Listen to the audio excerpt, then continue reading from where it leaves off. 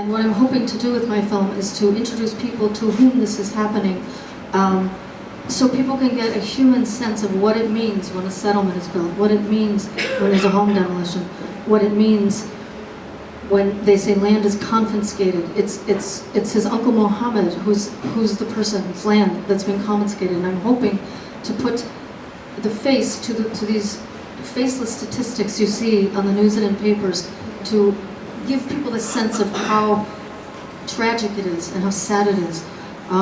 He got the deeds to the land from the Ottoman times, and after that, when the British were there, he got both of the deeds, and he went to the soldiers with the deeds when they were trying to first put up that section of the wall that you saw. And so they just broke his arm with the deeds, knocked him down and put him in the hospital. And there's a big picture of him in the paper, which I'm going to incorporate into this, of an Israeli soldier holding his uncle up, and he's now, I think, 85. At the time this was shot, he was, I think, 84, 83, and at the time that happened, maybe he was a couple years younger, but he was in his 80s. Picked him up, and behind you have this big orange caterpillar, and it's like a Russian Israeli soldier who's just literally ripping him from the land. I mean, you've all seen these pictures, but especially when you meet someone and get to know them, it's much more difficult to watch.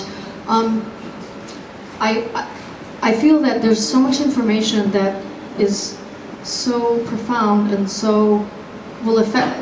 It could be a very depressing film, but I don't want it to be, because no Americans will watch it.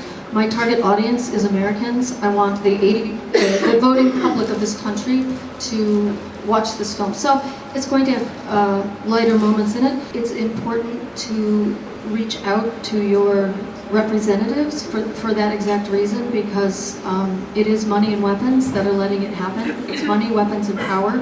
And as long as our representatives know they won't get elected unless they vote for that $30 billion aid package, then they will continue to vote with AIPAC. Yeah, but if they know that they can get elected by not voting for those packages, I should think that should make some change.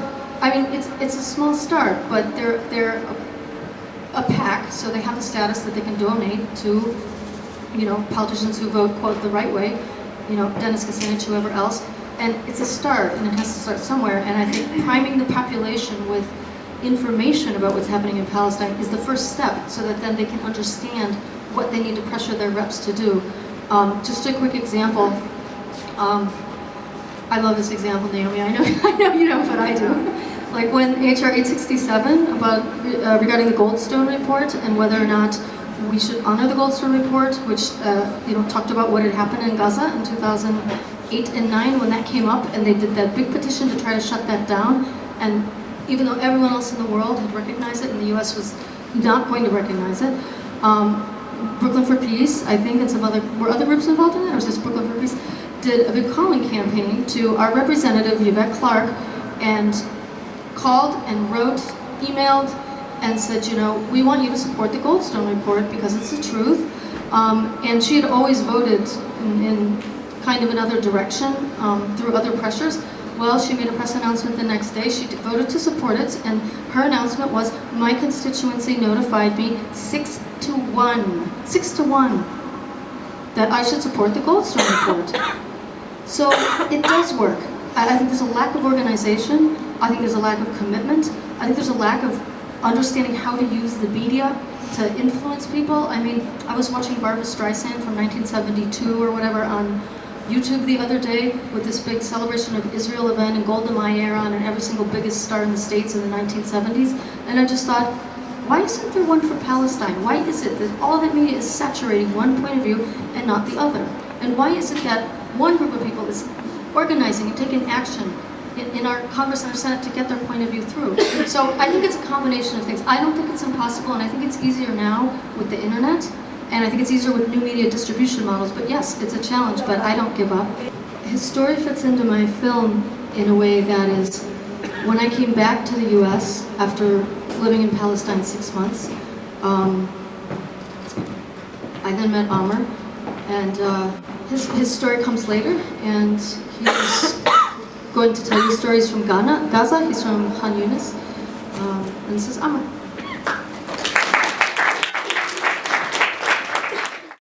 So today Today, I'm going to share with you a personal story. It happens to be a story of my family, but while I'm telling this story, I want you to keep in mind that it's not unique and it's not, it didn't happen only once, but it happened hundreds of times, if not thousands of times, to so many different families in Gaza and in the West Bank. What happened to my family during the Israeli invasion of Gaza, the so-called Operation Cast Lead in December 2008 and January 2009. So the story starts on Friday, January 16th, 2009, where my father, Muhammad, he's 64, he's a farmer, and my two brothers, Kassab, 28-year-old architect, and Ibrahim, a 17-year-old college freshman. They were in our farm in Bukhari near Khan Yunis, and they were going to drive back from the farm to our house in Khan Yunis. They spent Thursday night on the farm, and on Friday they got up, did some of the family chores, and then waited for the daily lull or ceasefire that the Israeli army announced. On that day, on Friday, the lull went from 10 a.m. to 2 p.m. So they waited until around 12:30 p.m. afternoon. They got into the car and started driving through their regular route. When they were about halfway through, they were surprised to see a tank, the Israeli tank, on the side of the road. They were a little perplexed and surprised because there were no fighting or hostilities in the area. But my father waved with his arm and the soldiers didn't stop him. They drove a little further, about 50 more meters, that's about 150 more feet, and Israeli soldiers stationed in a house overlooking the road opened fire on them. They started shooting without a warning toward the passengers in the car. So Kassab, who was at the passenger seat, hopped off the car. He was fine when he got out, and immediately as he got out, he was shot several times and collapsed on the ground. Ibrahim also managed to get out of the car, and as he got out, he was shot in his left leg, just under the knee. And about 2 minutes later, the shooting stopped, and my father, who was by that time hit in his left arm, got out of the car. He and Ibrahim were on one side of the car, and Kassab was on the other side. Ibrahim was shouting and screaming in agony and pain, saying he was shot, and asked my father to call an ambulance. Father told him, I don't even know the number, and I told Ibrahim to call. Ibrahim pulled out his mobile phone, started dialing the number, but one of the soldiers shouted at him, drop the phone or I'm going to shoot you. And Ibrahim obliged. My father tried to crawl toward Kassab to check what happened to him. But again, the soldiers shouted, don't move or we're going to shoot you. And they shot a few rounds around him. The soldiers shouted at him again, don't move or we're going to shoot you. Couldn't take it. He told them, you want to shoot me, shoot me. I don't care.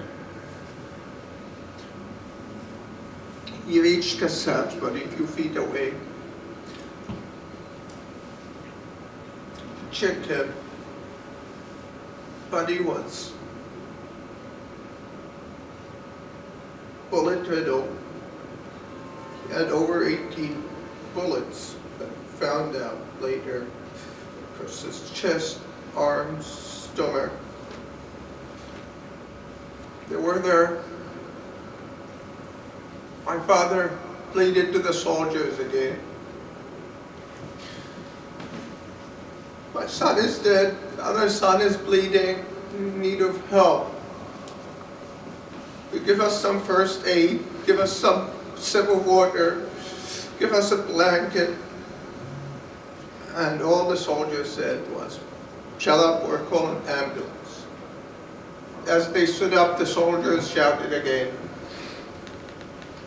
don't move, or we're gonna shoot you. Father told them to shoot if they wish. Doesn't matter at this point. My father tries to assure him, tells him, it's okay, son. Your injury is not fatal. He asks him, Rahim, son, are you cold? You okay? Rahim, are you in pain?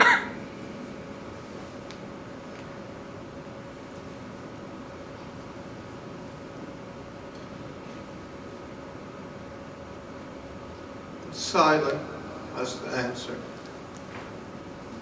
Ibrahim,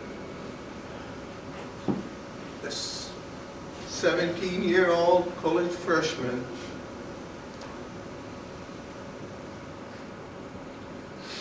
bled to death for 12 hours from a non-fatal injury in his leg, just under a mile away from one of the largest hospitals in Gaza.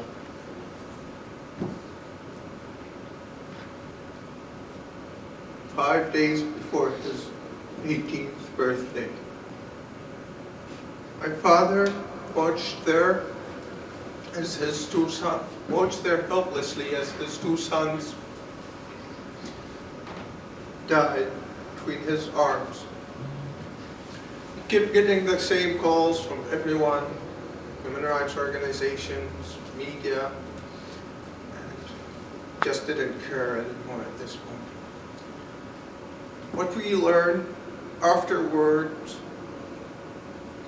makes the story even more horrific. The soldiers murdered Qassab and Ibrahim and wounded my father for shooting from a civilian house overlooking the road. They took some of the residents and the neighbors as hostages in the house. When the soldiers saw the car approaching, they radioed to their commander, we see a civilian car coming. What should we do? And the response was one word, shoot. Tried to confirm, shoot. The answer was, shoot to kill. Shoot to kill. And they did shoot to kill. They also had two army medics in that military unit. They asked their commander permission to provide some help to the victims. But permission was not granted because it would be an embarrassment if the story got out to the world.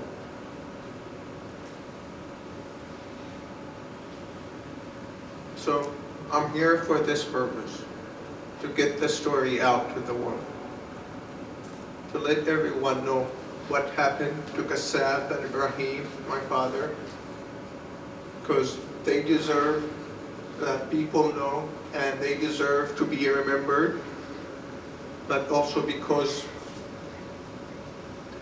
people, you deserve to know what is happening. Maybe we can save another family from going through this ordeal, and we can save some innocent lives. So let's stay strong and let's keep working together. Thank you.